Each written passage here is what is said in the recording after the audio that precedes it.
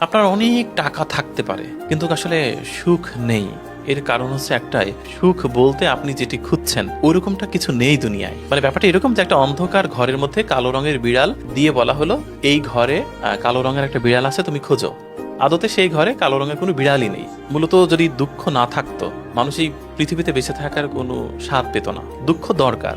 এখন ব্যাপারটা এরকম, দুঃখটাকে সবাই এমনভাবে নেগেটিভ মানে ইয়েতে নিয়েছে যে সবাই মনে করে দুঃখ খুব খারাপ জিনিস। দুঃখ তো খারাপ জিনিস না। একটা সময় ছিল যখন মানুষ বুঝতো যে আমার কিসের কিসের অভাব, তখন মানুষের জীবনটা ছিল অনেক বেশি কালারফুল। এখন মানুষের সব কিছু আছে, তবুও মানুষের দুঃখের সীমা রেখা নেই, মানুষের ডিপ্রেশনের শেষ নেই। এর কারণ একটাই, মানুষ স্পেসিফিক জানে না তার আসলে কিসের দুঃখ। রবীন্দ্রনাথের একটা উক্তির কথা আমার মনে পড়ছে। উনি বলেছিলেন যে এমন একটা সময় আসবে যখন মানুষের অভাবের অভাব হবে। এখন মানুষ জানে না তার কিসের অভাব। অনেক কিছু আছে তবু তার অনেক দুঃখ।